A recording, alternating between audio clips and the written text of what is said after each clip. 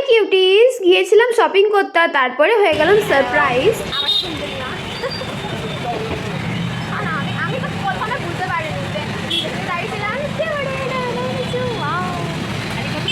I don't get out of starter today.